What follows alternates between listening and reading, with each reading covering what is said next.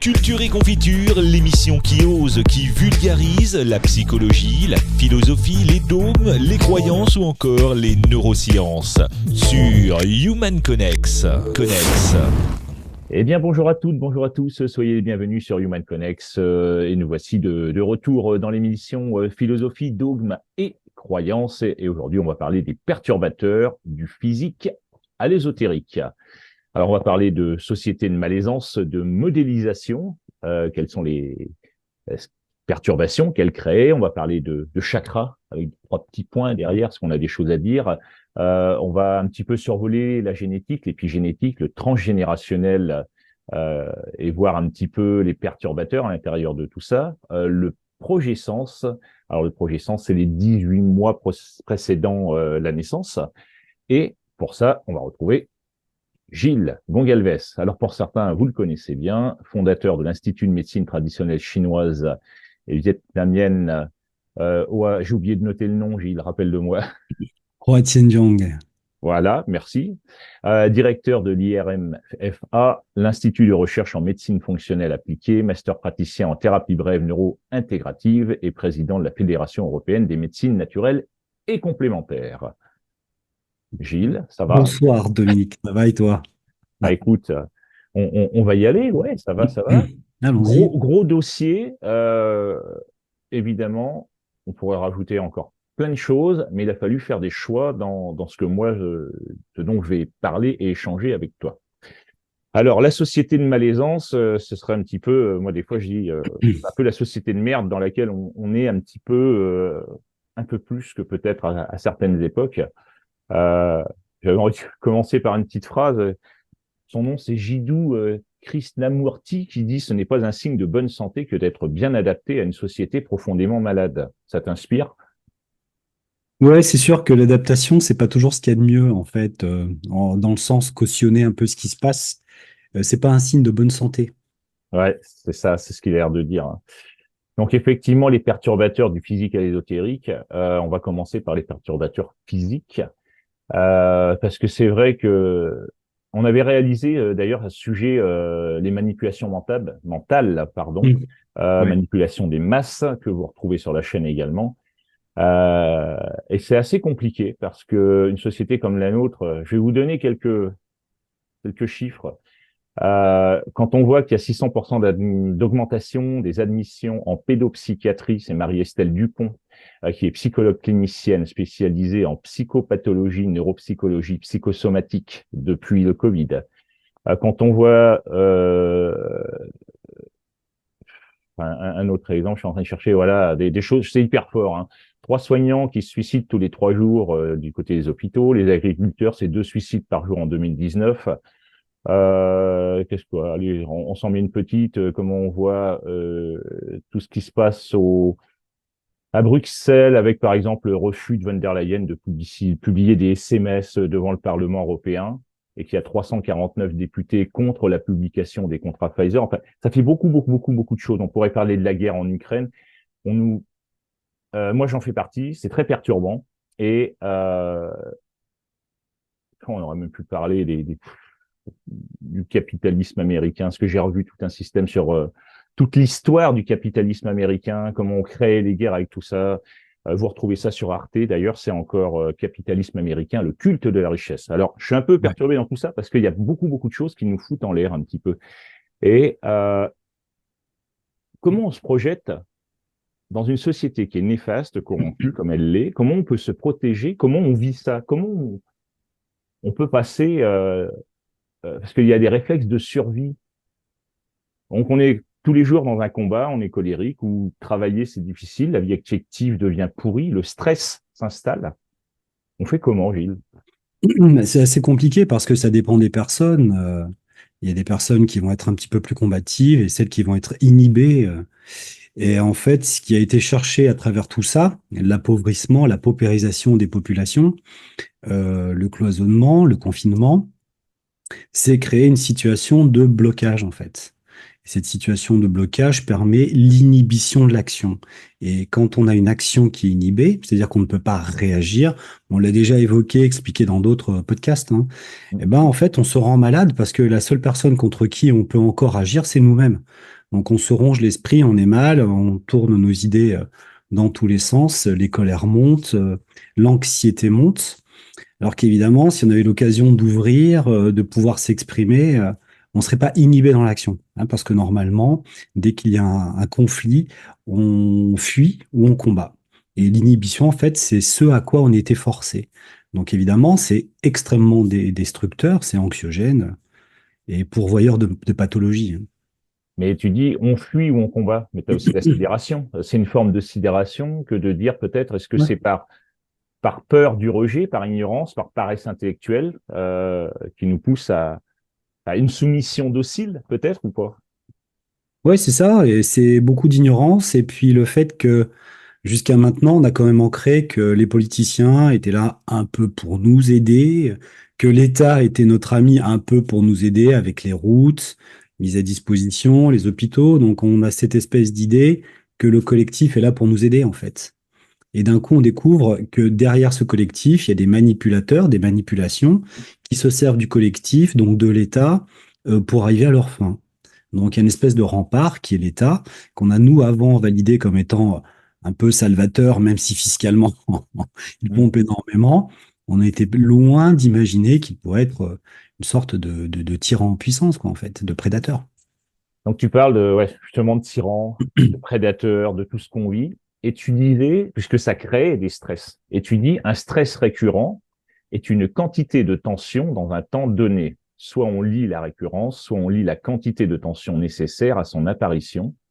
Il y a plusieurs méthodes pour déprogrammer. Alors, on va pas forcément parler de la méthode, mais le stress récurrent, je peux le comprendre. On a quelque chose à un moment donné dans notre vie et ça revient à une époque, voilà. Mais là, on est dans une situation où tous les jours, le flot d'informations nous submerge et nous fout dans un stress permanent. Alors, je dirais que dans un premier temps, si tu cherches des solutions, c'est de s'extraire un peu Hein. des données qu'on nous envoie parce qu'elles sont anxiogènes, ça nous fait tourner en rond. Et deuxièmement, il faut essayer de trouver sa propre voie de, entre guillemets, de survie. Qu'est-ce qu'on a envie de poser dans le monde? Donc peut-être il serait intéressant pour beaucoup d'entre nous de commencer de poser des actions en politique parce qu'en fait on râle contre la tyrannie, contre la politique, mais personne ne veut y aller. Donc c'est compliqué de maîtriser un système dans lequel on ne veut pas rentrer, hein. Et puis ensuite, commencer à analyser où on nous emmène, le pourquoi du comment. En fait, il faut se faire une sorte d'auto-éducation et trouver une hygiène de vie adéquate. Alors, l'hygiène de vie adéquate, elle va être quand même dans l'activité physique, pouvoir respirer à plein poumon de l'air propre, s'aérer le corps et l'esprit, et puis au niveau alimentaire. Et ensuite, avoir des objectifs de vie qui nous emmènent vers l'avant, trouver des passions qui nous portent, je dirais. Sinon, Ouais. effectivement, ça crée des dépressions. Les dépressions, en fait, ce qu'on appelle, il y a deux choses, les dépressions et le burn-out. Le burn-out, c'est je dirais la pathologie la plus, la plus dangereuse, la plus profonde, mais elle a deux composantes. La première composante, c'est l'hyperfatigue. Donc, on a été au bout de nos limites. Ça, c'est une des composantes, mais pour autant, on ne fera pas de burn-out si on va jusque-là. On peut être juste très fatigué et la récupération de plusieurs jours, semaines suffit à nous recharger. Mais la deuxième composante qui nous emmène sur le burn-out, c'est qu'il n'y a pas d'objectif, il n'y a pas d'avenir. L'hyperfatigue, l'hyperusure, sans avoir l'idéologie d'avoir de l'avenir, ce sont les deux conditions qui fabriquent le burn-out. Et là, pour s'en remettre, c'est plus compliqué. Donc, il faut emmener les gens à avoir des vrais objectifs de vie et mettre des valeurs sur leur vie. Et pas simplement se dire que je vais partir en voyage, je vais faire ceci, cela. C'est-à-dire se rendre utile, retourner sur une société plus participative. Participative, savoir déjà ce qu'on veut y mettre. Participative, mais comment, par quel biais? Parce que tout le monde veut participer, mais à quoi finalement? Bon, il serait judicieux, à mon avis, de commencer à rentrer dans le jeu politique, même si on n'aime pas ça. Autrement, on va pas pouvoir gérer ce qui nous arrive.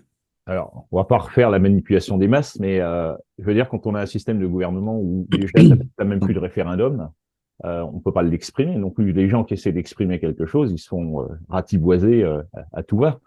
Ouais, complètement. Alors, si on va jusque-là, il n'y a pas de solution. Mais Ouais. l'idée de survie, c'est quand même d'en trouver une personnelle et de poser sa propre vie. La personnelle, ouais, tout à fait. Ou alors de rejoindre peut-être des collectifs. Des collectifs, ouais, par exemple. Puis il y a l'éducation, parce que il y a nous et le futur. Et le futur ce sont nos enfants. Ouais, je parlerai pas des miens, hein. Pour ceux qui ne le savent pas, je l'ai pas encore trouvé les miens. D'accord.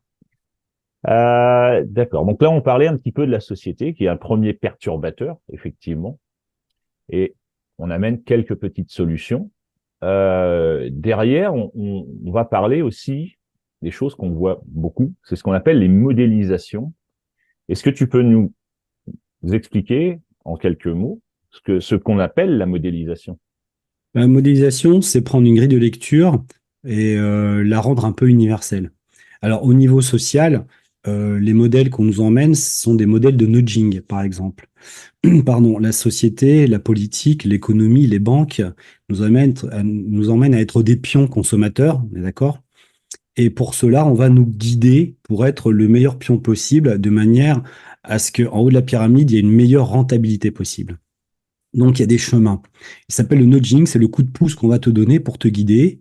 Par exemple, lorsque tu es dans un aéroport pour trouver une poubelle, on va t'indiquer par des panneaux poubelles, on peut te mettre des tracés au sol jusqu'à la poubelle. Ça, c'est du nudge.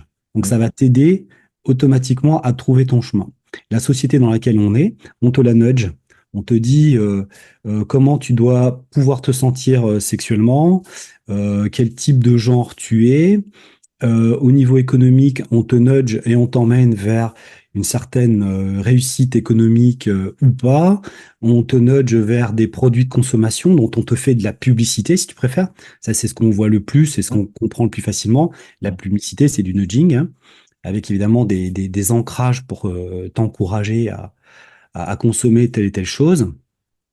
Souvent plébiscité ou appuyé par des biais d'autorité. Prenez ce dentifrice médicalement testé, les céréales euh, agroalimentairement et médicalement prouvées. Enfin, voilà, on est sur ce qu'on appelle le nudging, l'encouragement au type de société dans lequel on est. La déconstruction de l'individu est nudgée également, c'est-à-dire qu'on voit beaucoup de gens qui ont des troubles de la personnalité, des dissociations de la personnalité, qui sont encouragés à travers YouTube. Tu vois qu'il y a peu de qualité dans les podcasts, et du TikTok, c'est je montre mes fesses, je montre des choses qui sont un petit peu, comment dire, choquantes, exubérantes, de manière à emmener un dispositif social, pardon, qui va s'accoutumer à ce nudging. Donc tout va être possible. Et puis je dirais que le nudging, le plus gros qu'on puisse faire, c'est aujourd'hui avec les enfants. On les encourage à faire tout et n'importe quoi. Pour ma part, je pense qu'il y a un très gros rôle d'éducation des parents derrière, mais qui se rendent pas compte en fait du nudging. C'est pour ça que j'en parle. Au plus simple, je peux te citer mon cas personnel, celui de ma fille qui a regardé le dessin animé, le manga Naruto. Donc je me souviens plus trop de cette histoire, mais ça avait attiré mon attention parce qu'elle regardait ça régulièrement, et je me suis intéressé à ce qu'elle regarde quand même pour vérifier ce qui rentre dans son cerveau, hein, puisque Le rôle des c'est du parents. nudging. Ah, bien sûr. Et puis, l'information, elle est transmise. Donc, il n'y a pas de barrière quand tu regardes un dessin animé ou une émission plaisante. Ça rentre et ça t'éduque. Ça, il faut qu'on se le dise. Et on est nudgé dans ce sens. Donc, ce fameux petit Naruto, eh ben, figure-toi que c'est un personnage qui est investi, chez qui, en fait, on a vissé un démon à l'intérieur. Parce que dans la communauté dans laquelle il était, il y a un démon qui s'est vissé, qui était assez incontrôlable. Les parents étaient démissionnaires et la population du village ne pouvait pas circonscrire ce démon. Donc on l'a mis à l'intérieur d'un petit garçon, ce qui lui donne des super pouvoirs. Mais tu vois, l'idée, c'est que les enfants acceptent d'avoir une forme de démon obscur à l'intérieur d'eux. C'est bien, hein. Ça va sauver les gens. Donc on les héroïse à être démoniaques et machiavéliques et accueillir du malfaisant à l'intérieur d'eux, hein. On leur montre que les parents, en fait, ils sont complètement impuissants. Donc, il a pas de papa, ce Naruto, qui dit non, stop. Moi, je m'occupe du démon à la place de mon fils. Non, il n'y a pas de rempart. Le père, il est peureux, la maman, elle est peureuse, la communauté est peureuse. Donc, en fait, les enfants, eux, trinquent pour tout le monde et c'est bien. Donc, on habitue par ce genre de scénario, on habitue donc les enfants à accepter ce genre de monde, en fait, où tout le monde est démissionnaire, où finalement, ils n'ont pas de parents qui sont remparts, Mm. et rien, une communauté qui va leur bourrer le mou de démons, quoi. Et ça, c'est du nudging, dont, en fait, personne s'aperçoit.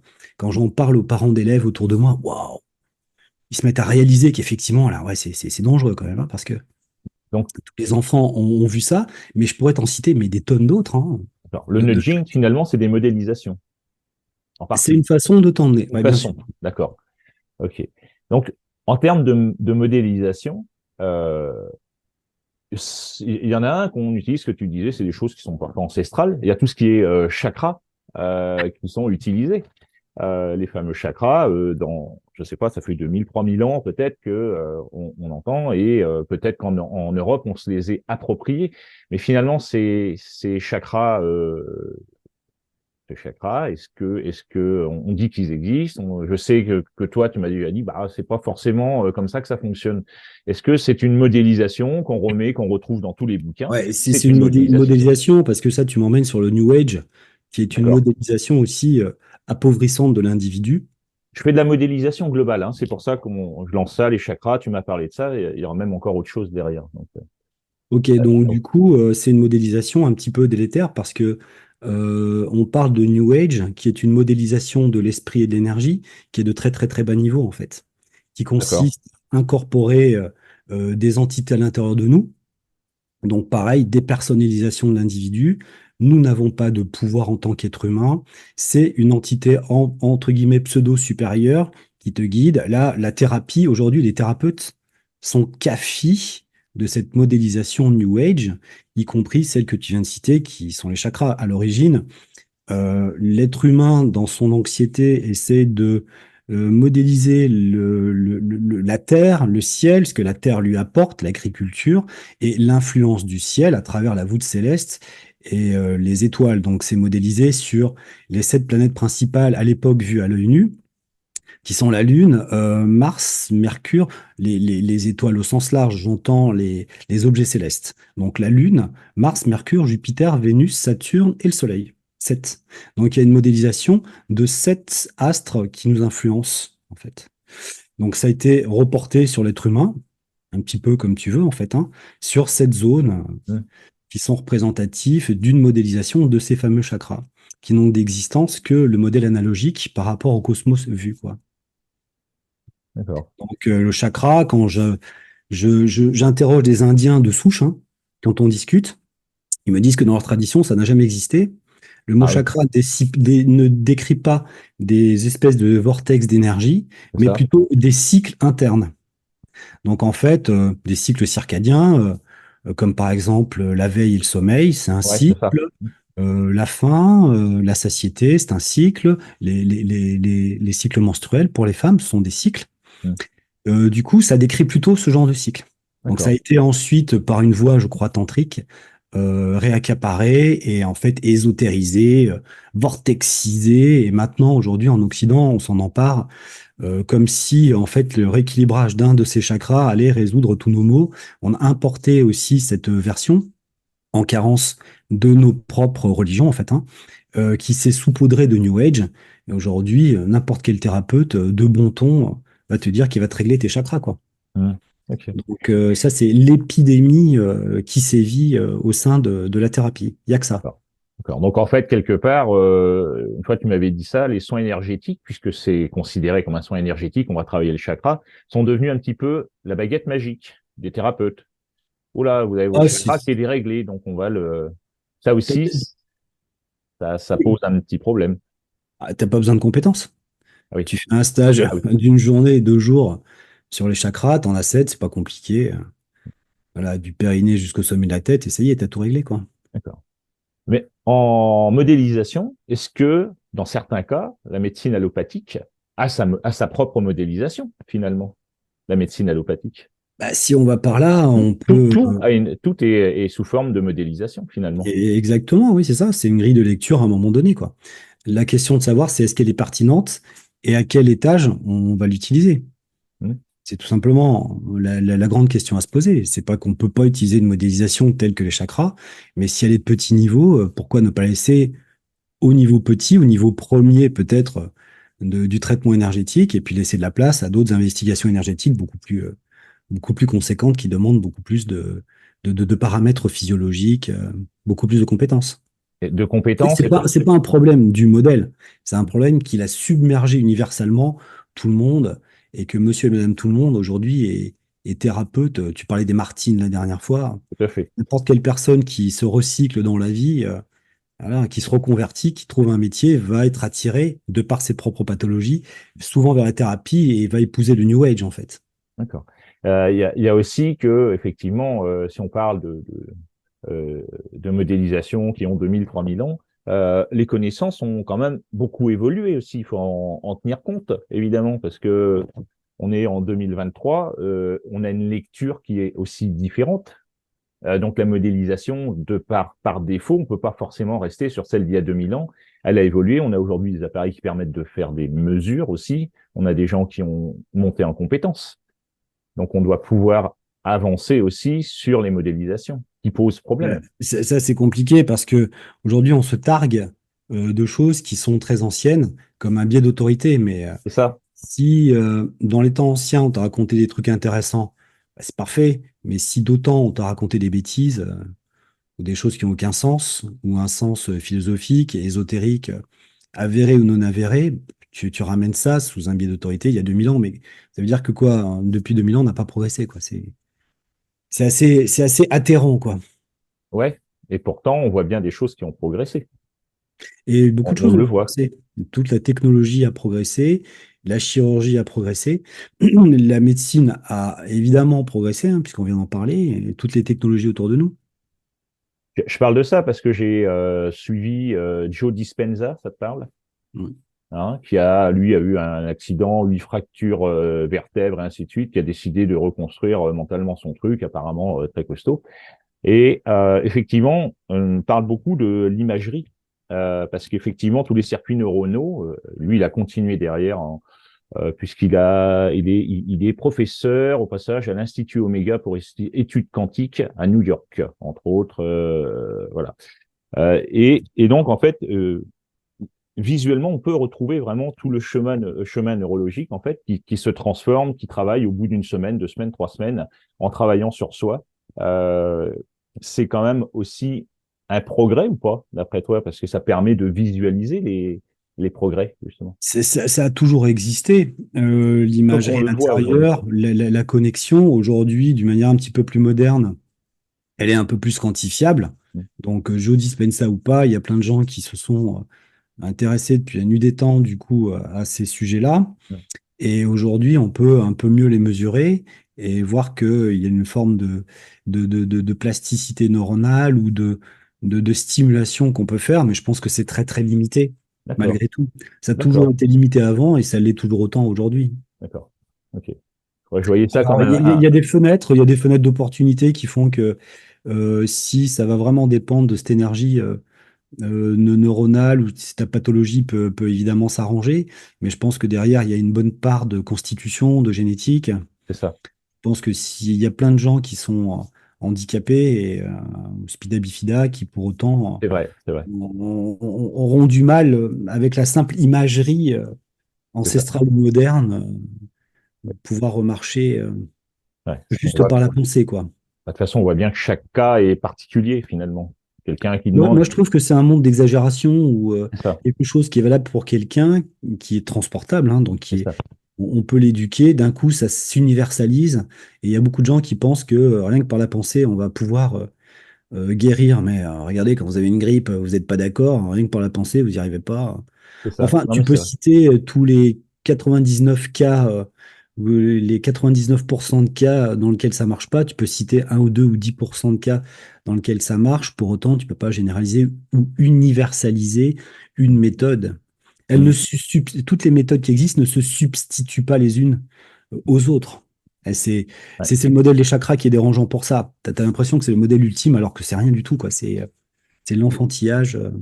Donc, c'est effectivement, ça reste des perturbateurs, tout ça, parce que quand on est à la recherche d'un soin particulier, vers qui se diriger entre ceux qui ont fait le stage de 3 jours, l'allopathie, on a des médecins, et heureusement, mais qui font tout leur possible, sauf qu'ils sont un peu grillés par un business de Big Pharma et ainsi de suite. C'est pas évident de trouver le bon thérapeute, le bon endocrinologue, le bon rhumato, le bon médecin en médecine chinoise, et ainsi de suite. Bah, c'est compliqué parce que en fait, on est dans une société d'échecs où l'être humain, en fait, sa carte de visite, il la joue sur les quelques résultats qu'il a. Mais je pense que la progression, elle se fait sur les malades qu'on n'arrive pas à soigner. C'est-à-dire qu'il faut se creuser la tête de savoir pourquoi ça fonctionne pas. Mm. Et très peu le font. Très peu vont dire, oui, mais moi, quand je fais telle technique énergétique, bah, ça marche. Mais je prends ton fichier, patient, ça marche pas à 100%. Et ça me fait rebondir parce que quand on me disait chaque cas est particulier, et là aussi, tu m'avais dit, euh, ça m'avait quand même marqué parce qu'on met toujours l'alimentation au premier, qui va dire c'est ce qui guérit, c'est ceci, c'est cela. Tu m'as dit non, je le vois pas comme ça. Alors tu vas me dire si j'ai bien retenu, parce que ça c'est de mémoire. Tu m'as dit en un, c'est le comportement, c'est-à-dire que c'est notre manière de percevoir comment on veut avancer dans la vie en fait, hein, voilà. En deux, c'est l'alimentation. En trois, le sport. Et en quatre, si les trois premiers ne fonctionnent pas, à ce moment-là, on va se diriger vers un thérapeute. C'est C'est ça, ça. quoi. C'est toujours ça. C'est bien ce que. Normalement, tu dois vérifier si ton comportement est adéquat, si ton alimentation est adéquate et si ton activité physique est adéquate. Donc, Et c'est les. ensuite, si ça va toujours pas, tu peux consulter.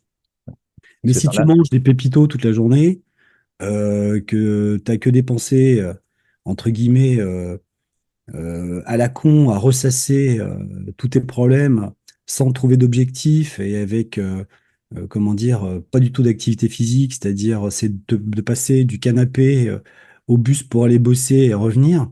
C'est compliqué d'être en forme quand même, hein. Non, je suis d'accord. Mais c'était bien le Yeah. comportement, parce que qui était Ouais, d'abord comment je vais me comporter, qu'est-ce que je décide. À partir du moment où je décide ce que je mange. c'est ça. C'est ça, hein, on est d'accord. Après, il y a 15 indicateurs de bonne santé dans la longévité, parce que le but du jeu, c'est de vivre le plus longtemps possible, mais en meilleure santé. C'est ça. Et sur les 15, le premier qui revient, en fait, de toutes les études, c'est l'activité physique. D'accord. Ok. Alors ça me revient, comme dirait l'autre aussi. On a vu il y a pas longtemps sur les personnes qui vivaient jusqu'à plus de 100 ans. Donc il y avait une île au Japon, il y a une région en Italie et je les ai plus. Et on les voit, mais ils ont 98 ans, on les voit qui bougent, qui sont bien, quoi. Et c'est assez surprenant, c'est parfois par région. Alors l'alimentation est beaucoup mis en avant, mais il y a aussi tout le milieu social, familial qui entoure. C'est quelque chose aussi que tu vois, toi, avoir une interactivité sociale importante, familiale. De toute façon, si tu veux descendre le niveau d'anxiété, il faut qu'il y ait une collaboration affective avec l'environnement, c'est-à-dire déjà dans le couple, que ça se passe pas trop mal, et au sein de la famille, d'être rassuré au sein de la famille, au sein du clan. C'est beaucoup plus compliqué si tu as un couple en stress et une famille en discordance constamment. Ouais, ok. Donc ça en fait partie aussi. Donc c'est bien ce qu'on disait, ça fait énormément de choses. Tu as parlé tout à l'heure de génétique et justement, en poursuivant, tu as parlé de gènes, pardon. Et je notais, donc on va attaquer je crois que c'est le deuxième ou troisième chapitre, génétique, épigénétique. On dit souvent qu'on hérite des gènes de nos parents, le petit dernier qui ressemble à papa, maman ou encore au facteur. Euh, mais on sait aussi que depuis une dizaine d'années, par le centre de recherche de l'Université de Genève, Ouais. que l'ADN possède des marqueurs permettant de retrouver des traumatismes comme les viols, par exemple. Ceux-ci sont mesurables dès qu'il y a des modifications chimiques mesurables. Donc moi, j'ai vu la vidéo, je mettrai le lien. On la trouve facilement. C'est assez énorme. Est-ce que tu aurais euh, un exemple dans tes patients, par exemple, de choses que tu aurais vues au niveau alors là, l'exemple qui est donné dans la vidéo, c'est un exemple de viol. Soit on reprend celui-là, ou est-ce que tu en aurais un à donner sur, j'en sais rien, le petit-fils avec le grand-père et le père? Ouais, alors il y a des schémas récurrents et puis il y a des situations assez, et en tout cas qui sont mises en évidence. Le grand-père, par exemple, qui est en vélo, en bicyclette, et qui dérape, je me souviens plus comment, percute le coin d'une maison et meurt. Le fils, même histoire, il est en vélo, il dérape, percute le coin d'une maison et je pense qu'il est mort également. Et avant, il avait donné naissance à une fille qui, il y a quelques mois en arrière, c'est comme ça que j'ai connu l'histoire, se promène en vélo, dérape pour je ne sais plus quelle raison, et boum, se prend un coin de mur, mais ne décède pas. Et c'est la même histoire récurrente qui s'est produite et à peu près au même âge, en Mm, fait. mm. Oui, c'est Donc, ça. on voit des comportements types euh, Dans des familles. dans les familles. Après, il y a beaucoup de pathologies. Donc, une rupture d'anévrisme à 35 ans du grand-père, rupture d'anévrisme à 35 ans du fils et rupture d'anévrisme à 35 ans du petit-fils, à date anniversaire. Ouais. Ça, Mais c'est ça, assez impressionnant. ouais, mais ça, certains vont me dire, ouais, mais c'est l'hérédité, c'est parce qu'il est fragile. J'en sais rien si c'est des arrêts cardiaques, on va Bon, dire. Mais oui, ouais, ça revient au même. Mais je oui, dirais qu'effectivement, on a tous des problèmes métaboliques, physiologiques, organiques. Donc, on va tous mourir d'une crise cardiaque ou d'un cancer de quelque chose. je En suis. ça, on est tous identiques à nos parents, grands-parents qui sont tous morts d'un cancer, nous probablement aussi Voilà. de quelque chose. Mais c'est un Mais par petit peu contre, à différent. date anniversaire, d'une manière récurrente et exactement la même patho et où les comportements, celui du cycliste évoqué un petit peu plus tôt, de la même manière au même âge, ça, on voit qu'il y a un marquage, non Ça, seulement dans la biologie, mais aussi dans le comportement, dans ça, ça- l'histoire de vie de la personne. ouais, ça me revient en fait, pour donner celle-là, c'était la grand-mère qui avait été violée. La fille n'a pas dû être violée, elle a un marqueur, et la petite fille qui n'a pas été violée a les mêmes ressentis que la grand-mère qui a été violée, et on retrouve le marqueur. Et elle a l'impression d'avoir été violée alors qu'elle n'a jamais été violée. Ouais, c'est ça. En fait, c'est le stress qui augmente de C'est ça. génération en génération, parce que la grand-mère a subi un stress, entre guillemets, dont elle a pu rentrer en résilience parce qu'elle a vécu la chose, donc elle a pu prendre de la distance avec la chose mentalement. La mère qui n'a pas vécu la chose subit le stress sans pouvoir mettre de situation réelle. C'est ça. Donc, du coup, c'est comme si elle se battait contre un fantôme, donc ça démultiplie le stress. Et la petite fille, à l'identique. Tout à fait. Donc on imagine bien quand il y a des guerres ou quand il y a eu, entre autres, la Shoah pour les Juifs, ce que ça donne sur les descendants. Ah bah, ce sont des dégâts Tout à fait. colossaux. Ouais, tout à fait. Donc les guerres, voilà, c'est super. Bon, ça c'était la partie génétique. Alors, l'épigénétique, plus récent, je fais un petit topo. Donc on attribue ça aux biologistes et embryologistes. Ça va pas vous dire grand-chose, mais je le noterai quand même. Conrad Hall Waddington, qui l'a défini comme une branche de biologie étudiant les implications entre les systèmes, gènes plus environnement. Pour faire simple, c'est l'épigénétique est un nouveau domaine de recherche scientifique qui démontre que les facteurs environnementaux, c'est-à-dire les expériences de l'enfant, ont un effet sur l'expression génétique. Euh, D'accord. est-ce que c'est clair ou est-ce que c'est peut-être pas clair? Non, bah, c'est ce Euh, qu'on évoquait un petit peu précédemment, c'est-à-dire que une expérience douloureuse, ça, c'est la génétique. non, c'est l'épigénétique Ah, c'est aussi. l'épigénétique aussi, Ça d'accord. peut être épigénétique, c'est-à-dire que tu vis une guerre, t'es pas prédisposé à être malade et cette guerre te monte en stress. Et d'une manière épigénétique, cette espèce de souffrance d'avoir vu la mort, par exemple, d'avoir eu extrêmement peur, Hmm, se transmet de génération en génération dans des d'accord. comportements morbides identiques, ou dans des terreurs, des maladies psychiatriques ou psychologiques. D'accord. Sauf que là, si par exemple ça s'est passé, notre environnement redevient plus stable, redevient heureux. Là-dessus, l'épigénétique prend place puisqu'il n'y a plus de stress et ton environnement est plus agréable et donc ça s'améliore en termes de conditions de vie. Alors, ce que tu veux dire, c'est est-ce que l'épigénétique peut d'une part te démolir, ou est-ce que l'épigénétique peut d'autre part te récupérer et te rendre la santé? Oui, bien sûr. Ça fait les deux. Ça Bah, fait bien sûr, oui, c'est ça, c'est l'influence de l'environnement, du vécu euh, sur une personne, bien sûr. D'accord. Donc, est-ce que on pourrait, effectivement, on a eu une guerre, je suis mon épigénétique est en stress, on peut dire Ouais. ça, je sais pas si ça se dit. Et derrière, pour récupérer, c'est quoi? C'est la résilience. Est-ce que c'est une forme?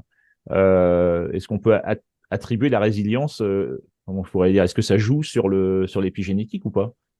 Oui, ça joue, mais tu sais, quand tu souffres de quelque chose que tu ne connais pas, souvent la guérison est difficile, voire impossible. C'est-à-dire que l'idée, c'est d'identifier ce qui s'est passé chez nos ancêtres. Donc là, D'accord, on commençait à atteindre une branche transgénérationnelle. d'accord.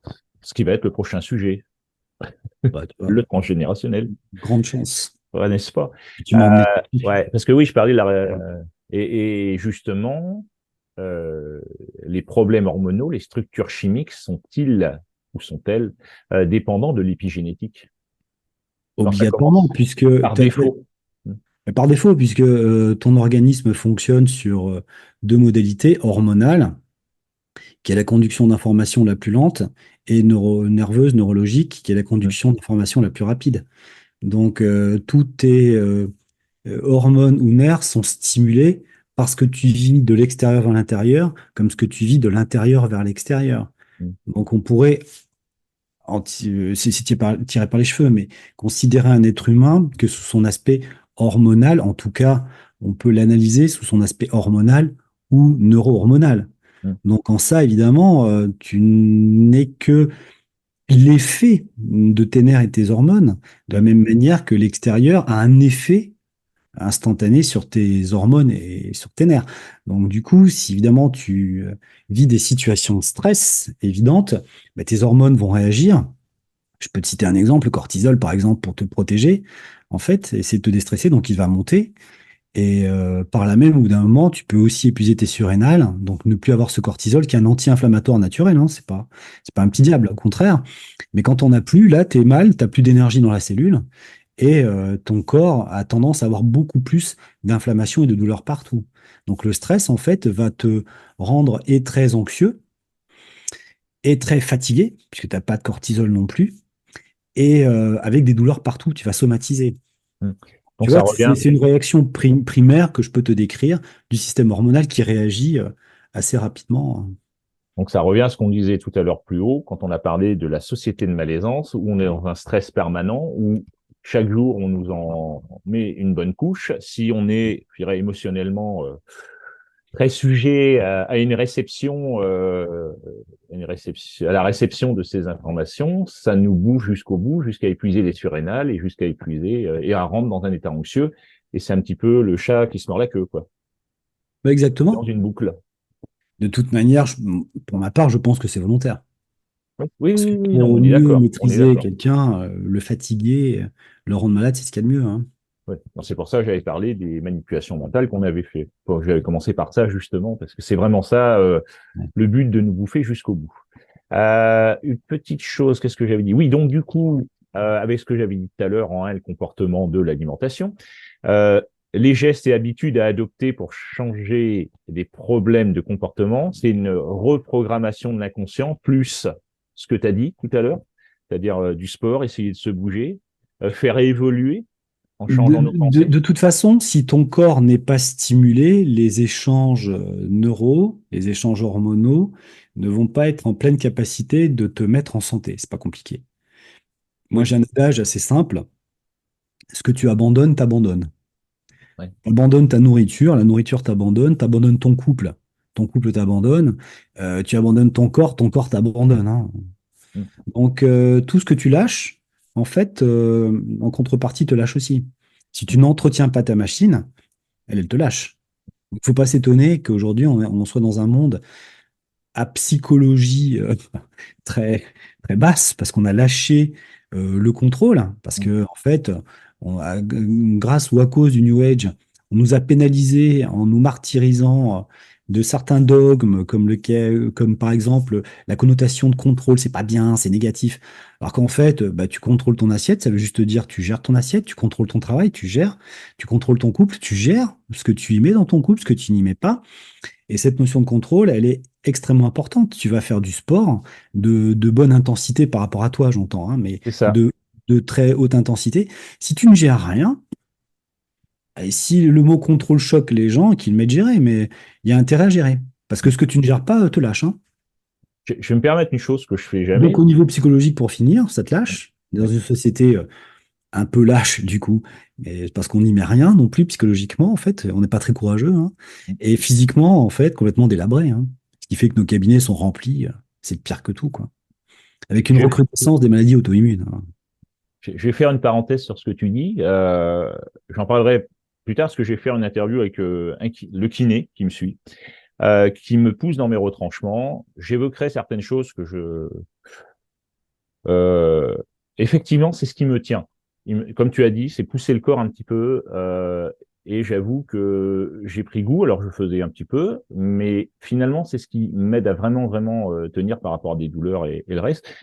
Il y aura une petite interview avec lui qui traite très bien ça. On est dans une salle de sport, j'en reparlerai, mais en tout cas, c'est vrai. Je suis très d'accord que j'aurais pas ça. Si je bougeais pas, ça serait beaucoup moins facile. Bah, tu Euh, stimules tout, hein, tu stimules tes hormones. c'est ce que j'ai compris aussi, et remettre un petit peu de rusticité, et puis je crois que c'est David Maniz qui pratique dans des stages de survie et qui dit des stages antifragiles. Parce qu'il faut repousser, parce qu'il faut que le corps réapprenne un peu à savoir ce que c'est de forcer, d'être un petit peu courageux, d'être un petit peu plus rugueux. Parce Mais qu'on c'est est... ce qu'on appelle l'hormèse, c'est-à-dire que déstabiliser un peu l'organisme, le pousser, c'est l'obliger à avoir un meilleur rendement, en fait, non pas pour la compétition ou pour la performance, mais en fait, stimuler ton corps lui permet de mieux répondre et d'être plus productif en énergie pour toi, hein, tout en simplement. énergie. Et plus C'est la sûr. garantie de la longévité. On est dans une société très sédentaire. Ah oui, ça a explosé chez les Rien. jeunes, l'obésité a explosé, là, on entend de l'autre chose. Tout à fait. Alors, autre perturbateur, j'ai envie de faire un transgénérationnel vs perturbateur. Parce qu'il y a le transgénérationnel, on a parlé des gènes, on a parlé un petit peu de l'hérédité.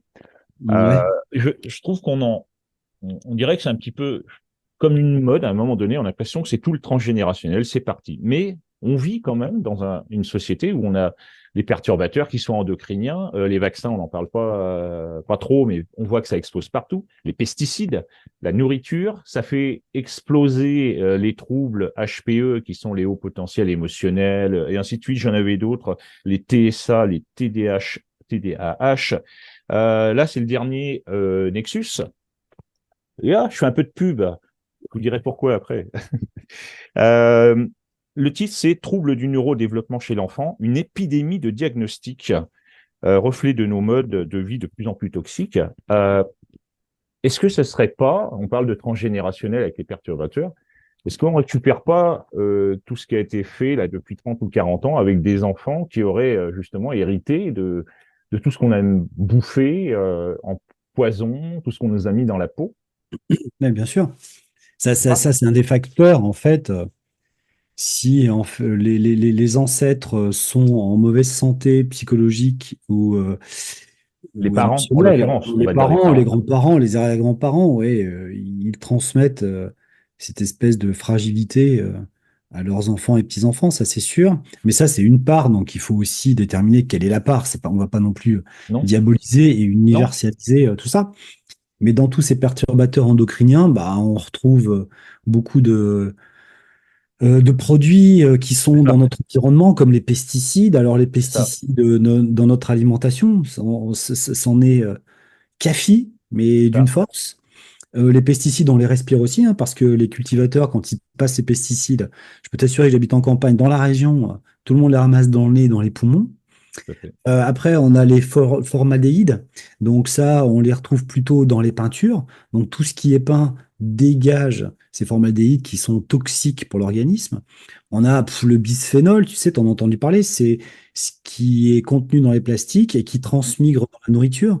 Par exemple, un plastique un petit peu dans lequel on verse de la nourriture un petit peu chaude, en fait, la Oui, chaleur tout à a fait. tendance à permettre d'extravaser ces bisphénols. Il y a Et les si on parabènes qu'on trouve dans les cosmétiques. Il y a les phtalates qui sont dans les plastiques aussi. tout à fait.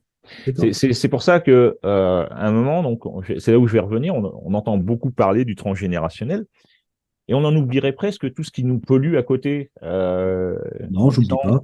Non, voilà, mais c'est ce que j'entends moi. Tout à l'heure, tu parlais, on les respire. J'ai eu droit à une radio là, des poumons il n'y a pas longtemps. Le gars me dit, mais en fait, on a plus de problèmes aujourd'hui avec des gens qui habitent à la campagne, à côté des champs. C'est-à-dire qu'ils fument pas, mais ils se Clairement. retrouvent avec des taches sur les poumons.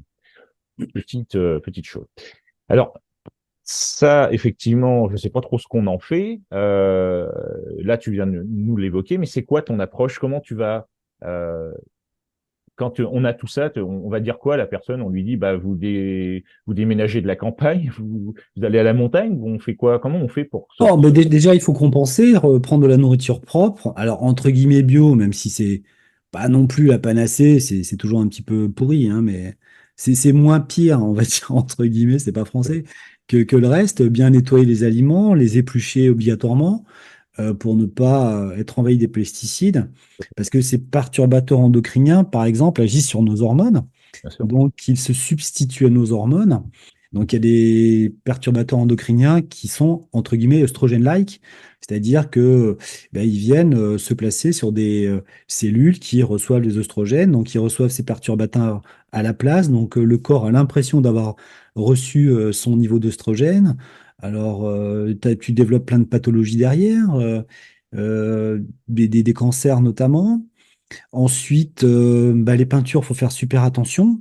Beaucoup aérer les maisons, énormément aérer les maisons, de manière à ce que toutes ces régurgitations de peinture au quotidien, il y a des espèces de produits qui nous protègent de la prise rapide du feu, hein. Il y a beaucoup de plastique dans les voitures, notamment, qui sont traités entre guillemets ignifuge, de manière à ce que si le véhicule prenne flamme, toi, tu ne sois pas comme dans un coton imbibé d'alcool sur ton siège. Donc, c'est des produits qui ralentissent les flammes, mais pour autant, ils sont des gros perturbateurs endocriniens que tu respires dans ta voiture Ouais, tout le temps, tout le temps. ouais. Les vêtements, de la même manière, si tu achètes des vêtements, ben, lave-les avant de les porter, hein, parce qu'ils sont bourrés de formes différentes de plastique. Et Ça, puis bah, l'eau, en fait, en bouteille, c'est l'eau compliqué, au hein. robinet, bah, je vous conseille d'avoir une espèce de container et qui puisse filtrer l'eau de manière à éradiquer pas mal Ouais. de choses, de perturbateurs, y compris celles qui se trouvent dans l'eau du robinet. Il y a énormément d'hormones et d'antibiotiques dans l'eau du Tout à robinet. fait, tout à fait, tout à fait. Et d'ailleurs, j'ai une petite anecdote, j'ai un ami qui travaille à Bruxelles et qui était invité à contrôler les stations d'épuration à Paris, par exemple, où il y a je Bon, ne sais combien de filtres.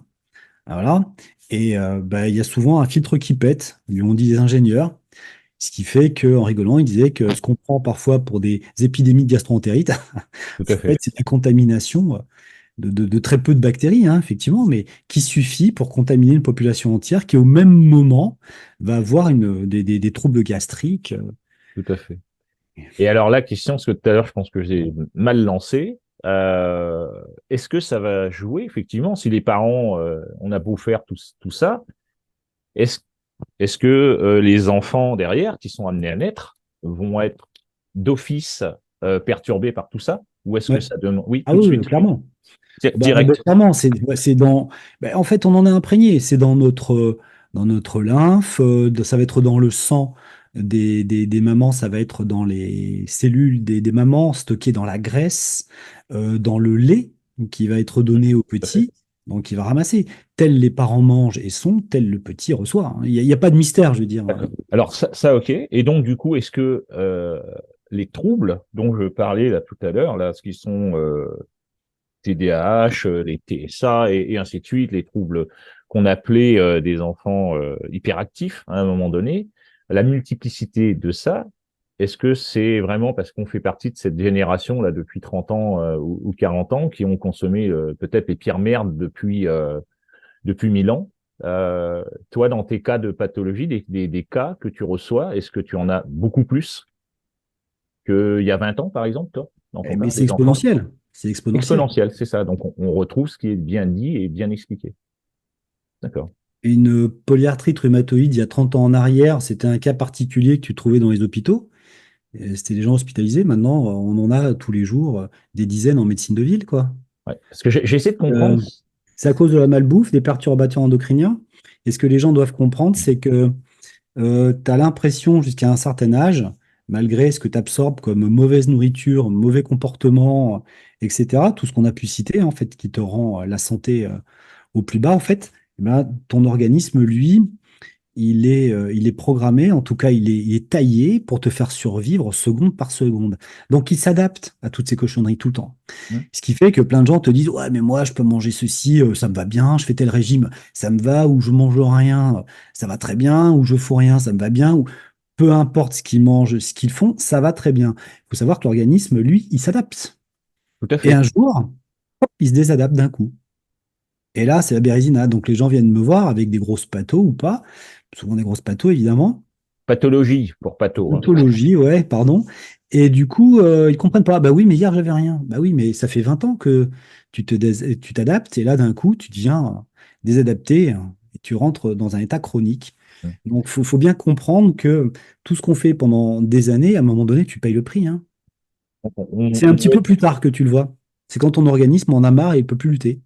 On pourrait presque penser que de toute façon, les générations qui arrivent sont de plus en plus fragiles, Elles probablement. sont fragiles parce que les parents transmettent Tout à fait. déjà de la Mais, fragilité mais organique. on peut s'attendre à quelque chose, un monde mutant, Moi, j'avais pas je sais pas. jusque-là parce Non. que, comment dire, je pense que dans toute détresse, à un moment donné, il y a suffisamment d'alarmes pour commencer à dire qu'il faut reparamétrer la vie et relancer autre chose. En tout cas, je l'espère. Je crois Ouais. en l'humain. Je pense qu'on est quand même bien mal barré, mais C'est et ça. c'est quand C'est ce même de qui garder me. une bonne fenêtre d'éducation pour qu'on puisse rebondir. Ouais, Il y a les écrans qui sont délétères pour l'organisme et le système nerveux. tout à fait. La nourriture, les petits mangent du sucre dès le matin. C'est pour ça qu'ils sont tout fous. Tout à fait.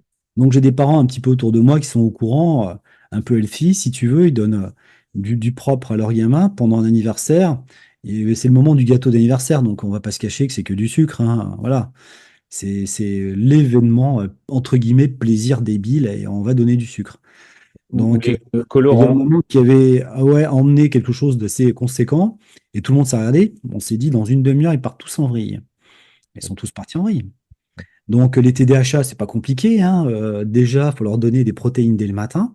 De la Tu me nourriture. rappelles, TDAH, c'est les troubles, mince, j'ai perdu le Ouais, nom. les hyperactifs, si tu veux. Hyperactifs, voilà, c'est ça. Et du coup, leur donner des protéines dès le matin, des œufs, au pire du jambon. Et évidemment, c'est pas dans notre éducation un peu de poisson, des sardines, du salé. Ben non, on les gave de sucre et de céréales, qui ne sont que des glucides.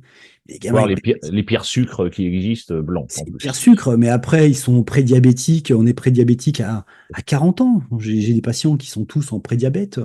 On a du côté d'Haïti tous les ados à partir de 9-10 ans, quasi, une grosse majorité, Tahiti aussi d'ailleurs, Haïti et Tahiti, avec des diabètes Ah, de bien sûr. gros niveau. Il y a eu plusieurs émissions là-dessus. TDAH, c'est le trouble déficit de l'attention avec ou sans hyperactivité. À chaque fois, je l'oublie celui-là. Voilà. Donc oui, beaucoup, beaucoup de troubles. Alors, pour revenir au départ, je me demandais justement, effectivement, on passe ça aux enfants. Donc le transgénérationnel, derrière, tu vas nous en parler parce qu'il y a Ah, tu plusieurs reviens dessus, approches. ok, ouais, dis-moi. Voilà. Parce que on est parti dans les perturbateurs liés avec le transgénérationnel. Il y a plusieurs approches, dont ce qu'on appelle les fameuses constellations familiales. Toi, tu l'as approché différemment. C'est la généalogie au début des années 2000. Et ton approche, je crois que d'abord, tu as suivi le cursus. Alors, j'ai dû retenir, c'est Hervé Scala. Et au Vietnam, les Asiatiques ont une culture de la généalogie, c'est ça? Ouais, bah, la préoccupation des Asiatiques dans leur mode de vie, c'est de savoir d'où ils viennent, c'est leur philosophie, hein, de cultiver leur vie, c'est qu'est-ce qui se passe pendant la mort, c'est très euh, emmené par le bouddhisme, le taoïsme. La préoccupation, c'est de savoir comment tu vis, comment tu meurs. Et le culte des ancêtres. Donc, mes premières armes ont été faites dans le système asiatique, D'accord, qui a aussi des avantages et pas mal d'inconvénients. d'accord. Ensuite, je l'ai réétudié en neuropsy et grâce au génogramme, et puis je l'ai étudié également avec un auteur et un formateur qui s'appelait, parce qu'il est décédé malheureusement, Hervé Scala. J'ai fait un cursus avec lui. C'est ça. Notamment en ce qui concerne le calibrage du transgénérationnel, qu'on peut pas faire n'importe comment et raconter n'importe quoi non plus. D'accord. Donc, toutes ces approches m'ont en fait aguerri à ce genre de discipline. Ouais. Et donc ça, c'est effectivement, tu le mets en avant. C'est pour ça que je voulais un petit peu en Ok, reparler, d'accord. que le transgénérationnel est l'un des éléments majeurs en termes de problématiques de l'humain. On a compris un petit peu avec l'épigénétique, on a compris les marqueurs sur l'ADN. Mais pourquoi, toi, tu trouves que c'est un des éléments majeurs? Aujourd'hui, je le remets au goût du jour parce que, et je pense que je n'ai pas fini d'apprendre, hein, en toute Ouais, modestie, parce qu'aujourd'hui, je trouve que les enfants qui arrivent sont plus déséquilibrés les uns que les autres. c'est ce qu'on disait, voilà, c'est pour ça Ouais. que… Donc, on voit qu'on n'est plus dans une humanité, dans une société intéressante et équilibrée pour notre progéniture. On voit que d'entrée de jeu, les petits naissent avec les pires traumas, les pires stress, les pires eczémas, les pires pathologies C'est vrai. et se développent dès la primaire avec les pires comportements, les pathologies, les TDAH, les autismes, tout ce que tu veux. Et c'est de pire en pire. Est-ce qu'on… Donc, ben, les enfants, en fait, à la naissance, il n'y a pas de mystère en dehors du ventre de sa mère et des mémoires transgénérationnelles pardon, véhiculées, il y a rien d'autre, hein. Ils n'ont pas encore assez de bagages de vie pour s'être abîmés par leur histoire de vie ou par leur consommation propre de médicaments. Il y a trop d'enfants qui viennent au monde gravement déjà déséquilibrés. Dans ce que tu voulais dire, ça revient à ce que… C'est pour ça que j'ai lié les deux. Ça veut dire qu'en fait, si les parents sont, entre guillemets, intoxiqués, pas éduqués, entre guillemets, ainsi de suite, effectivement, dans le transgénérationnel, tu retrouves tout. Et là, on a une explosion. Donc, ça veut dire que depuis 30 ans, l'être humain, en tout cas dans nos pays, en France, allez, on va rester en France, on s'est déresponsabilisé, hein. Il n'y a plus d'adultes. Bah, écoute, Tout ça fait peu. des siècles que l'être humain est malheureux. On est dans une société de spoliation d'êtres humains, en fait, de hiérarchisation tyrannique les uns sur les autres, qui n'a jamais été en fait réglée, quoi. Non? On n'a jamais pu avoir une société entre guillemets heureuse qui permette le développement agréable de tout le monde dans une bonne proportion intellectuelle et physique, hein. C'est de pire en pire en pire, de guerre en guerre en guerre, de génocide, de massacre, de malaisance sociale, de famine, de misère intellectuelle, de précarité. C'est de pire en pire. C'est de pire en pire. Donc on voit bien qu'on transpire ce transgénérationnel qui devient une routine en fait de mal-être depuis des siècles et dont l'engrenage en fait ne fait que s'amplifier, arrive jusqu'à nous, à aboutir à être complètement pathogène, quoi. Donc Ouais, ouais, complètement. il faut commencer à régler les problèmes Bah, ouais, émotionnels, comportementaux, biologiques qui n'ont pas été résolus. ce qu'il y a, c'est qu'on n'a peut-être pas franchement des dirigeants, quels que soient les pays, qui vont dans ce sens-là. Bah, ni des dirigeants, ni nous, parce que ça ne nous intéresse pas. Ni J'ai envie nous, de dire mais parce que… qu'on se concentre vers les choses utiles pour nous dès l'instant où on en souffre. Avant, on s'en fout de tout ça. Tout va bien, on fait Ouais, n'importe quoi, on mange n'importe quoi, j'ai envie de dire. Je fustige pas, hein, je mets un cadre bien sûr. entre guillemets médical, hein. Donc, on a des comportements, de la nourriture, des choses qui font que ça va pas bien. En fait, on s'en fout jusqu'au jour où on tombe malade et là, on s'y intéresse. Mais Bon, souvent, c'est trop tard. c'est un peu Parce que les jeux, l'organisme, comme je te disais, a dégénéré et ne peut plus s'adapter. c'est un peu les jeux du cirque. On n'est plus autour, mais on a Netflix et compagnie, et hein, c'est ça. Et puis, le nudging, hein, on t'aide à réfléchir. Complètement. Mais c'est pour ça que j'ai du mal, et puis et je vais le faire parce que je suis en train de le chercher, mais je reviens un petit peu comment ça s'est passé. Mais je réinvite encore, parce que le reportage, je croyais pas qu'il y était encore sur Arte. Capitalisme américain, le culte de la richesse en 3 épisodes. Ça commence avec Rockefeller et compagnie. Et je peux vous dire que ça déménage parce que bah, c'est super bien expliqué. Allez-y, il y a 3 heures à passer, 3 épisodes, c'est fabuleux. Ça vous dira comment, à l'ère industrielle, on a commencé à se faire bouffer la tête, même avant, mais alors là, ça a été pire après. Euh, on revient à la tranche générationnelle. Donc, on a compris que de toute façon, on est quand même sur un point multifactoriel, parce qu'entre ce qu'on bouffe, ce qu'on nous donne, les nudging, pas facile. Donc, à part nous-mêmes, il reste pas grand-chose pour se sauver, à part se bouger Bah, il faut le individuellement. savoir et s'auto-éduquer. C'est ça, Donc, d'où l'intérêt de cette conversation pour mettre à plat le contexte. c'est ça. Euh, Donc en fait, oui, bah, je vais dire quelles sont les réponses qui peuvent être données à travers la MTC, qui est la médecine traditionnelle chinoise en transgénérationnel avant la naissance de l'enfant. Mais tu as déjà donné beaucoup Ouais, c'est ça, ouais, c'est ça. d'éléments. Ouais. des Donc amorces. on parle de ciel postérieur de la naissance à maintenant, enfin en tout cas depuis la naissance et le long du déroulement de nos vies, et on parle de ciel antérieur, c'est-à-dire ce qui se passe avant la naissance. Ouais, on va en parler parce que ça va être ce qu'on appelle le projet-sens Ouais. avant la naissance. Et je ne connaissais pas ce que j'ai découvert il y a quelques temps. Par contre, juste une petite chose, dans le transgénérationnel, le travail, par exemple, de l'un change-t-il le comportement des autres? Le père, par exemple, si voilà, on a un papa qui est solide et qui a envie que ça change, au-delà de parler tout simplement à la maman, mais ça va jouer aussi sur le comportement de toute la famille. Si tu as un mâle alpha ou une femelle alpha, je ne sais pas si ça se dit, mais bon, quelqu'un qui mène un petit peu Bah, disons que c'est pas une le histoire d'alpha ou responsable. quoi, c'est une histoire de corriger les souffrances intérieures qui de fait va changer notre comportement, et depuis un comportement plus sain, depuis ce point de vue du comportement plus équilibré, on va dire, évidemment, tes relations avec le reste de la famille va être meilleures. Ensuite, évidemment, s'il y a des blessures intérieures profondes qui ont été transmises aux enfants par la même, tu es plus enclin à les corriger. Si tu commences à travailler sur tes blessures par biais de résonance, ça aide aussi tes enfants. Jusqu'à quel point, je ne saurais te dire, hein. D'accord. On ne peut Et alors, pas je comprends bien ça, c'est logique. l'universaliser ou dire si tu travailles A, B va guérir. Ça marche pas comme ça, hein. Mais évidemment, il y a une redondance et puis il y a, comment dire, une transmission aussi euh, de cette forme de guérison qui va en fait toucher tous les membres de ta famille. Oui.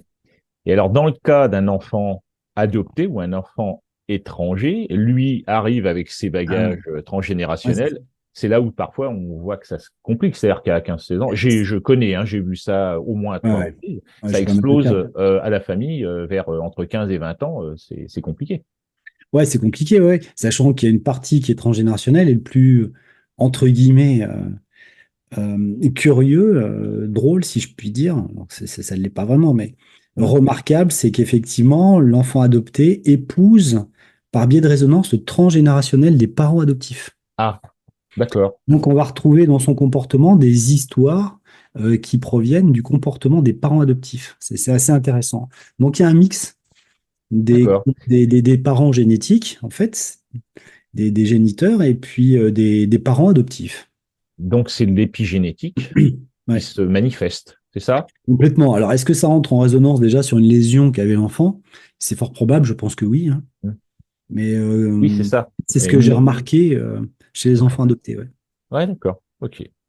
Allez, on recule encore. Le fameux projet sens, on en a parlé tout à l'heure, c'est le dernier thème. Alors, qu'est-ce qu'on nous dit? C'est les 18 mois précédant notre naissance, incluant celle-ci. Cette période est appelée projet sens. Nos cellules sont marquées par les événements et l'ambiance du tout début de notre vie, dès notre conception et même bien avant l'histoire de nos parents, celle du couple qu'ils forment ou ont formé, celle de leur famille et par celle de nos ancêtres. Ainsi, pouvons-nous dire que les empreintes de nos souffrances se trouvent dans notre inconscient biologique cellulaire. Oh, Bravo. hein, ouais, c'est moi qui l'ai écrit. Non. Alors, ouais, on y a un petit peu répondu. Alors, qu'est-ce que j'avais mis? On a pas mal répondu. Bon, voilà, on refait une boucle là-dessus.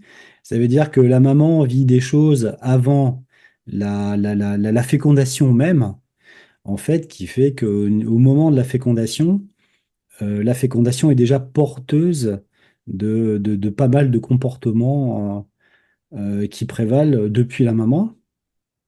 Donc c'est en ça qu'on doit un peu fouiller, non pas seulement qu'au moment de la, comment dire, de la gestation, mais antérieurement au moment de la gestation. alors, je sais pas C'est comment. une histoire d'ovogénèse. On va pas trop le développer, mais en fait, les ovules sont choisis à un moment donné. Dans toute la vie d'une femme, j'ai calculé un jour, il y a 450 ovulations possibles, en tout cas ovules à disposition. Évidemment, avec la dégénérescence de l'organisme, ça s'arrête à la ménopause, donc il n'y en a pas autant. Mais globalement, il y a tout un système comme ça qui se met en place où à chaque fécondation, en fait, l'ovule est pré-choisi sous plein de conditions. C'est quelque chose qu'on pourra développer une autre fois si tu veux. Ah C'est ouais, un peu compliqué à expliquer c'est là. Moi, faut c'est se un truc référer de à fou. l'ovogénèse. Ovogénèse, genèse. Ouais. Ok. Moi, ce qui me revient, c'est parce que du coup, je ne fais pas le projet Sens, mais je sais que, je passe en tout cas des tribus en Ah, Afrique. le projet Sens, Ah, d'une manière plus précise, il y a non seulement ce qu'on vient d'évoquer, mais c'est aussi, entre guillemets, pourquoi on fait un enfant. oui, c'était ça. Voilà. C'est-à-dire que le projet Sens va concerner l'utilisation, entre guillemets, des choses. Non pas qu'un enfant soit un utilitaire, mais on lui donne un sens. Pour mieux comprendre ce que c'est je dois déplacer des charges, donc je vais inventer un chariot. Donc le chariot a le sens du projet de déplacer des charges. Tout à fait. J'ai inventé ce chariot, c'est un petit peu à la traîne. Comment je peux améliorer? Bah, avec une roue, en imaginant la roue. Ok. Donc en fait, la roue, ça a le sens du projet que je cherchais à mettre en place pour m'aider ou à réparer. Donc le projet sens d'un enfant, pour faire le lien, c'est la façon dont en fait les parents vont déterminer, concevoir le pourquoi ils font un enfant. Alors, est-ce que le couple va mal, par exemple? Je vais prendre des exemples, hein. Le couple va mal, donc on va faire un enfant, et donc ça va être un enfant dit de récupération. Donc lui, il va être chargé de réunifier le couple. Donc il peut tomber malade, parce que comme ça attire l'attention des deux parents, qui en fait sont toujours en tension sur la maladie, accaparés par l'enfant. Donc ils vont pas se séparer parce que l'enfant attire, occupe l'intention. Et il y a plein de projets sens qu'on peut explorer parce que c'est que du cas par cas. C'est-à-dire qu'on fait un enfant, inconsciemment, j'entends, on lui donne un sens. Est-ce qu'il va être là pour nous plus tard quand on sera vieux?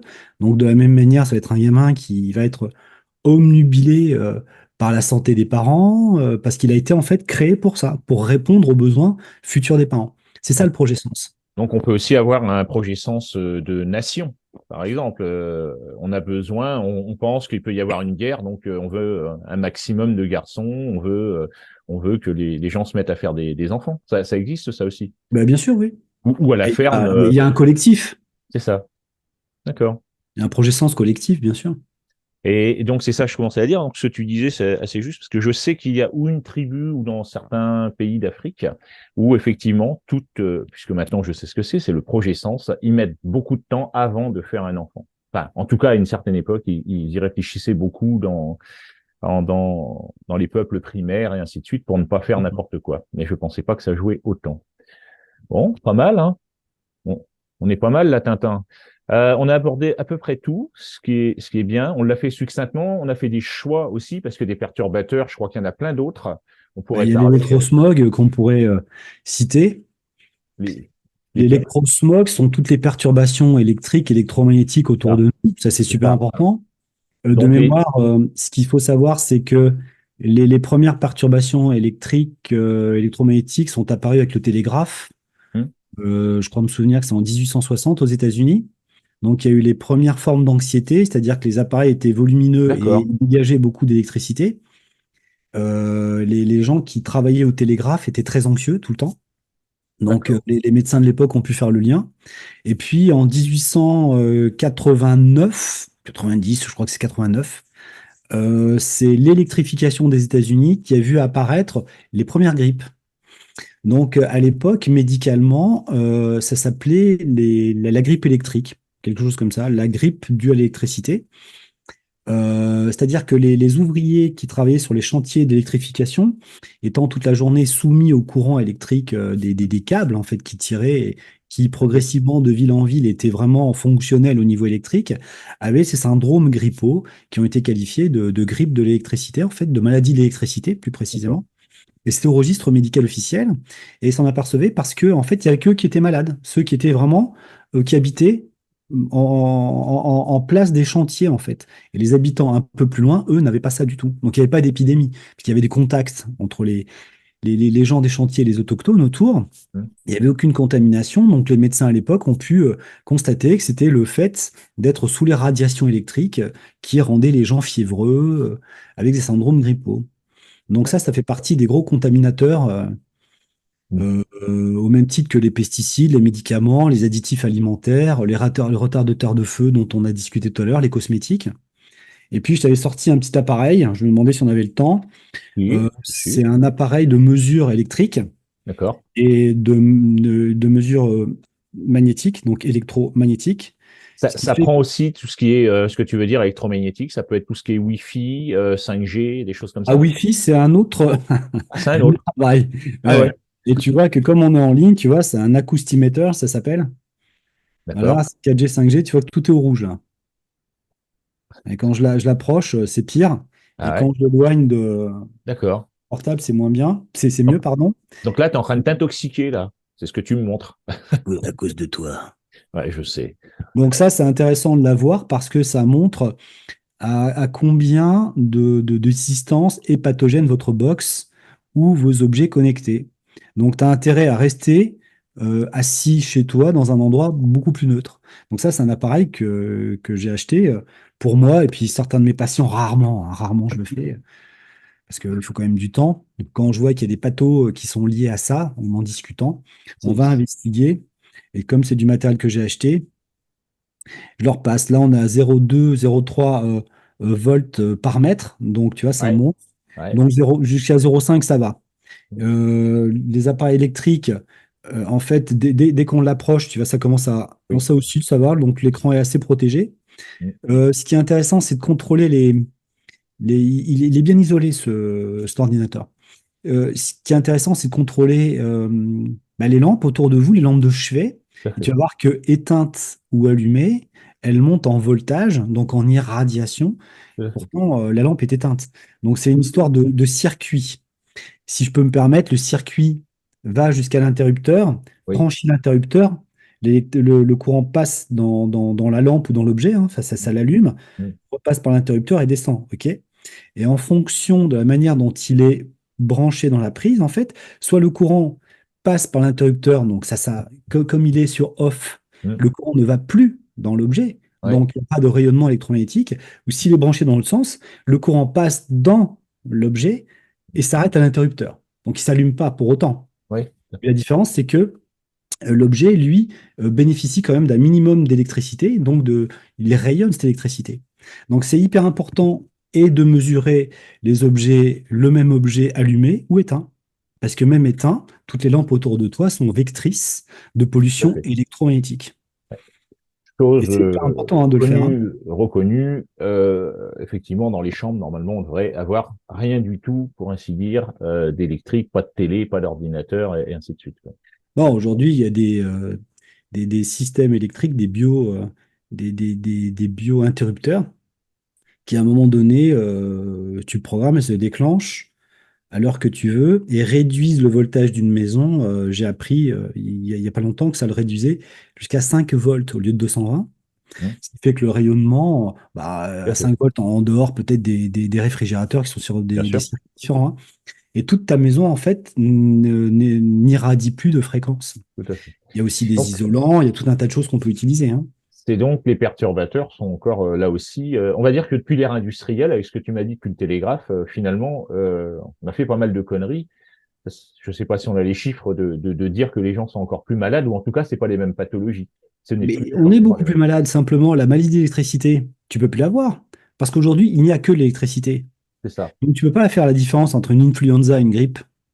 Et en fait, une grippe due, ou en tout cas un malaise, des petites fièvres, ou un affaiblissement du système organique dû à l'électrosmog. Tu ne peux plus faire la différence. À l'époque, en 1889, ils le Bien pouvaient. sûr. C'était C'est nouveau. ça. C'est ça. Voilà, il y avait des modes de comparaison entre les populations. Là, aujourd'hui, non. On est mal, patron, on est mal. Parce que c'est vrai qu'il y a Clairement. aussi Linky, c'est pas pour rien que les gens sont relativement battus, parce qu'on a quand même pas mal de surprises avec les compteurs Linky dans les maisons.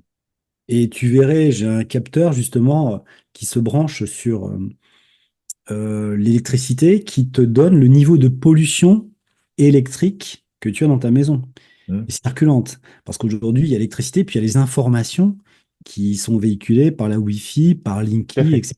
c'est ça. Donc, tu as des niveaux de radiation qui sont colossaux. Hein. Bon, c'est un petit matériel à acheter, tu peux investir, et tu vas te rendre compte que d'une manière inerte, rien que tes câbles électriques sont hyper polluants, quoi. Tout à fait. Bon, bah, je crois qu'on a fait le tour. On est pas mal. Je sais pas, qu'est-ce qu'on Bah, fait? après, il On y souhaite, a on les souhaite bonne perturbateurs chance. psychiques.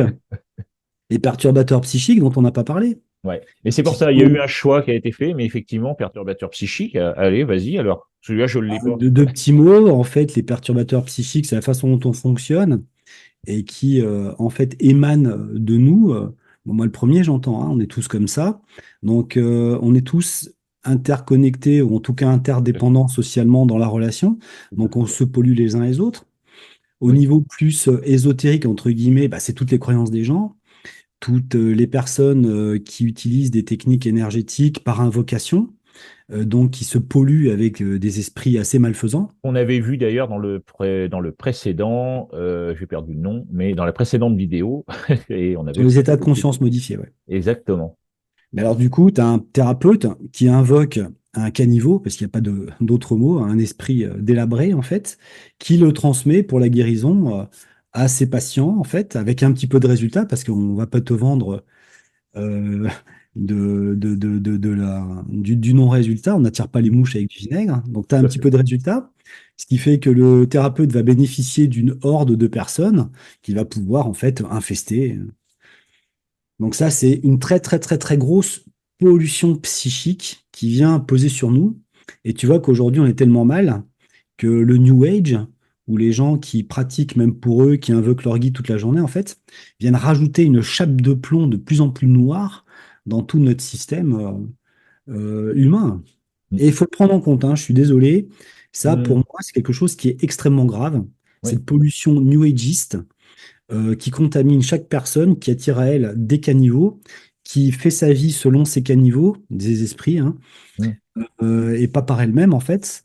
Elle ne développe que bah, des esprits plus ou moins qui les nudgent de la même manière. Alors, je ne sais plus si je t'avais posé la question la dernière fois, mais c'est pas grave, ça sera en double. Certains, où j'ai le sentiment, maintenant, c'est un ressenti de gens qui sont peut-être assez vieux et qui invoquent et qui vont me dire, moi, j'ai jamais eu de problème et c'est une gentille entité qui m'aide et ainsi de suite. Comment tu perçois ça? Bah, tu sais, dans la société de merde dans laquelle on est, Mm. je pense qu'ils se racontent bien des histoires Mm. parce qu'ils le transmettent.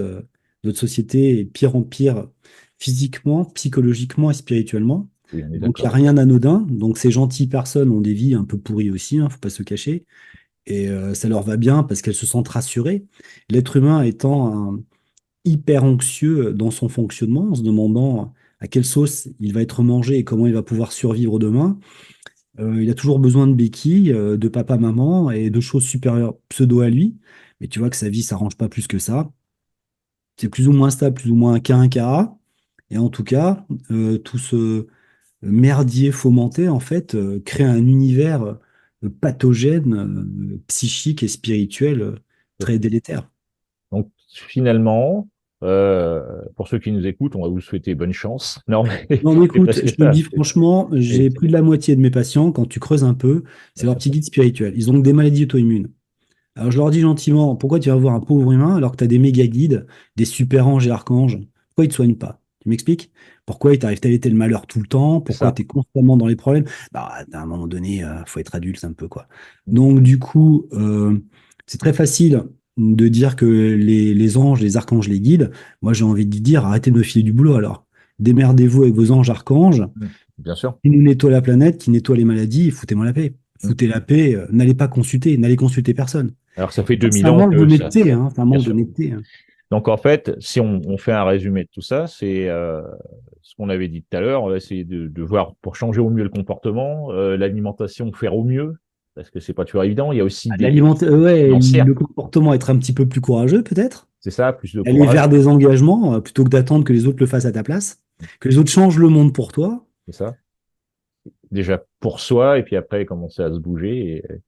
La bouffe, eh ben, essayons de faire au mieux, mais ça tire un peu, mais pourquoi pas. Le dernier projet de Davos, ça serait peut-être de dire que les jardins des particuliers polluent, hein. C'est pas bien, il va peut-être falloir arrêter parce qu'ils consomment trop d'eau. C'est peut-être qu'ils n'ont pas envie qu'on fasse notre bouffe nous-mêmes, hein, ceux qui ont des jardins, en principe, c'est pas trop mal. C'est Euh, certain. donc voilà, donc essayez de faire au mieux parce qu'en gros, on n'a pas la solution miracle, c'est ça hein, qu'on pourrait dire. Mais déjà, essayer de faire bouger les choses pour soi, pour ensuite aller vers les autres. Faut Oui, faire les deux à la fois, je peut-être. dirais Faire qu'il faut les essayer deux. de trouver une vraie activité et un vrai équilibre physique, une vraie stabilité émotionnelle par nous-mêmes Et arrêter de se référer toujours aux copains, aux copines ou comment il faudrait faire Mm. pour être aimé par tout le monde, par les esprits, par tout ce que tu veux. Mm. Donc ça, c'est important. Et aussi éradiquer cette pollution spirituelle qui est bien fomentée, organisée par les différentes religions et puis par ce courant New Age qui te dépersonnalise et qui crée des troubles de la personnalité, quoi. C'est ça. Bon, on est pas mal là, hein.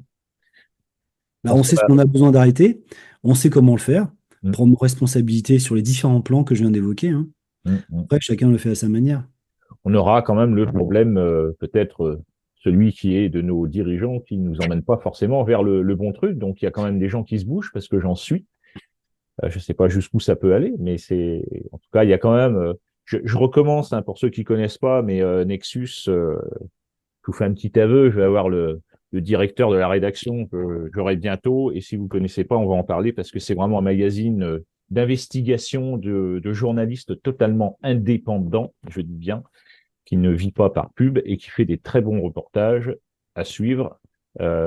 Et ça peut aider aussi, parce que c'est vrai que ce qu'on entend à la télé, des fois, c'est pas forcément ce qu'il y a de mieux. Bon, ça, je peux me permettre de le dire. Hein, ça va. Ils viendront C'est pas. certain, c'est certain, c'est de la politique. Voilà. Merci Gilles pour cet échange. On n'a pas été si long que ça finalement, hein. Il y a plein d'autres choses à voir, hein. On a Mais survolé. on a fait un choix. Voilà, on a survolé. On a survolé les perturbateurs C'est ça, humains. une partie des perturbateurs. Documentez-vous, regardez, à vous de chercher parce qu'on n'a pas forcément les réponses à tout et pour tout. Mais en tout cas, c'était bien sympathique. Je te remercie encore. Je vous dis Avec bye bye plaisir. et à très bientôt. Ciao. Merci Dominique. Ciao à tous. Culture et confiture, l'émission qui ose, qui vulgarise la psychologie, la philosophie, les dogmes, les croyances ou encore les neurosciences. Sur Human Connex.